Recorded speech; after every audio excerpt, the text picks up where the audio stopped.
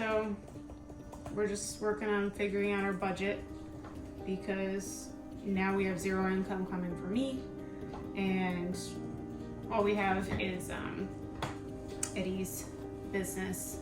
Yeah, so because we run a small business, we don't have regular income. So what I did is I took last month's, I extrapolated the income that we can expect. We're actually recording this on April 1st. April Fools! Yeah, great day.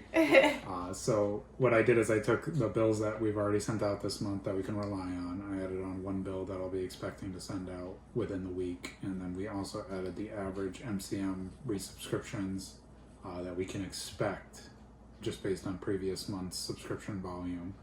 And then because it's the first of the second quarter, I got a profit distribution too. So I took the profit distribution divided by 3, and that gives us our total income, which is a measly $1,656.64.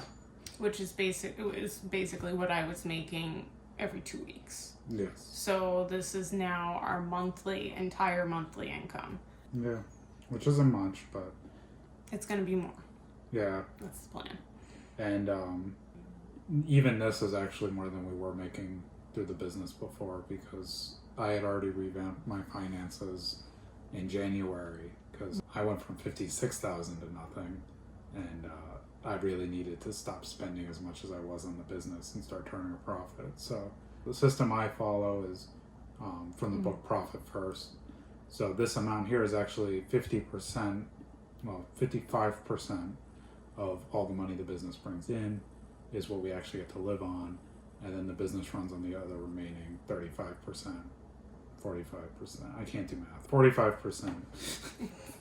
So the goal is to raise that, but we want to make sure that we're budgeting for the worst case scenario. So the worst case scenario in our mind is that we don't experience any growth. Can we survive on this?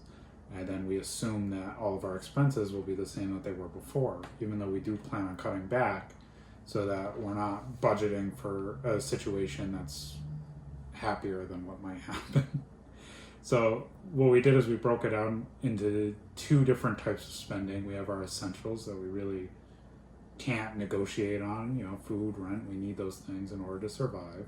And then we have our discretionary expenses, which sadly we already live pretty frugal, so there's not too much there. So this spreadsheet's not perfect because you have some yearly expenses, but we're trying to think short term for now.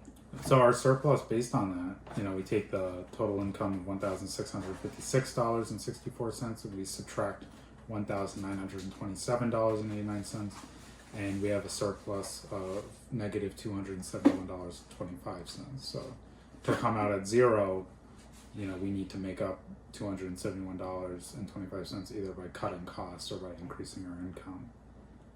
So what we did next is we came up with a goal budget, and that's where we sort of try to honestly think about what we can cut. So one of the first things on the list was food.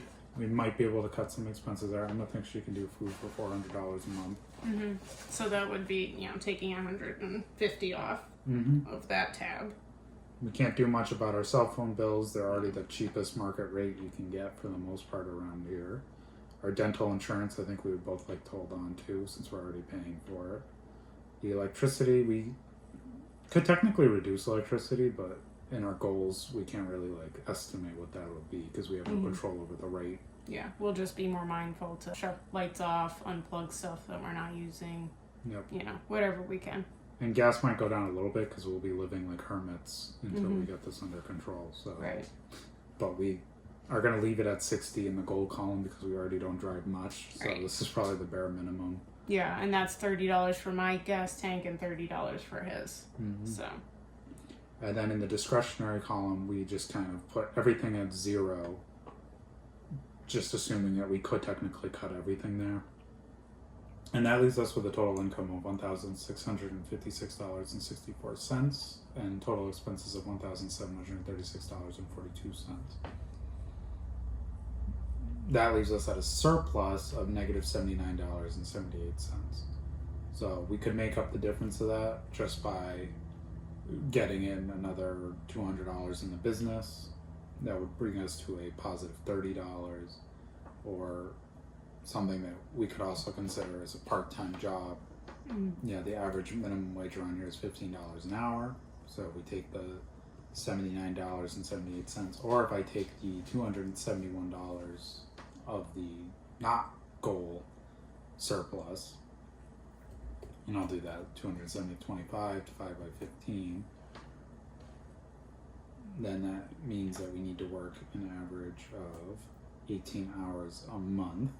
If you divide that by 4, then that would only be about 4.5 hours a week. So if we got a part-time job for 6 hours a week or so, we would have a decent surplus. Yeah. And I would prioritize just doing the business. Well, yeah.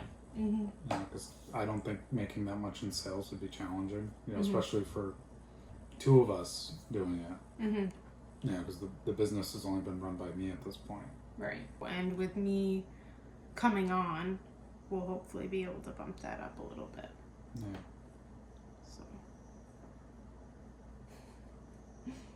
What are you thinking?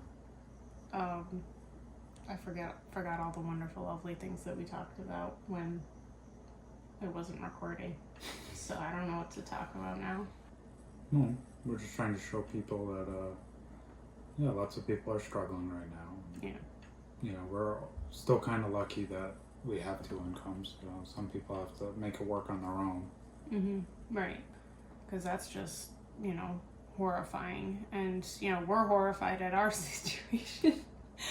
And, because we wanted to get a house. We wanted to have a baby. So that's off the table. Temporarily. Yeah. Right. We've been saving up for a house. We had a decent savings. Mm-hmm. Yeah, we had saved, $15,000 in savings for, to start saving for our house. But even that doesn't really get you super far because house prices, we're in Massachusetts, and house prices in Massachusetts are, well, a lot of people in this state make good money. So house prices kind of go along with that.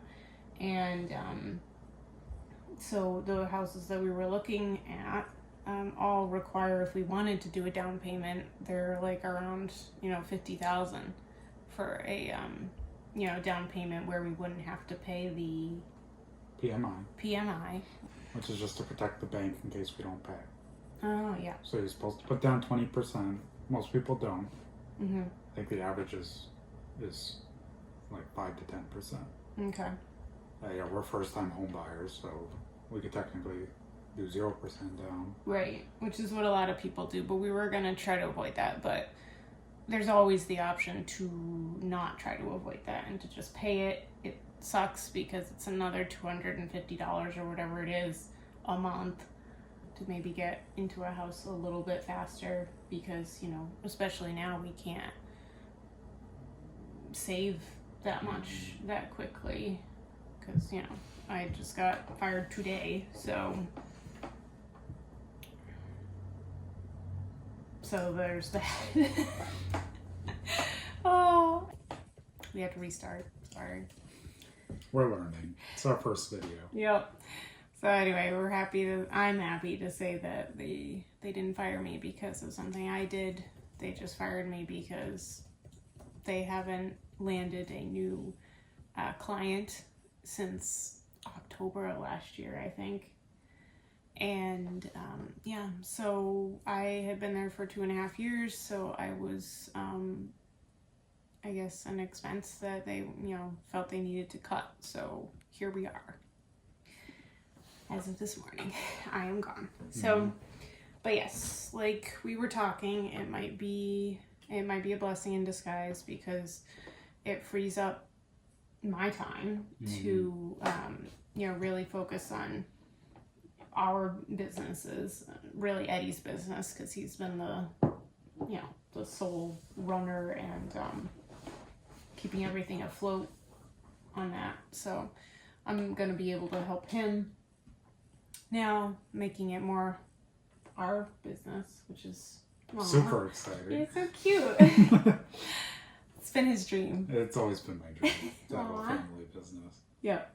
Yeah, so we're gonna And do we're very that. different people. True. So we really need a mix of skills. I'm actually just, well, I'm a programmer mostly. Emma has a wholly different brain from mine. Together we're a more well-rounded entity. So, which is always good. So, married. Yeah.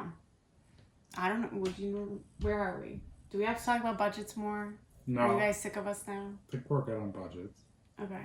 So we're trying to cut things down. We'll keep you updated. We're going to try to do this once a week. Yeah, we're gonna try and talk it out once a week, make sure everything's on track, because it's a scary time.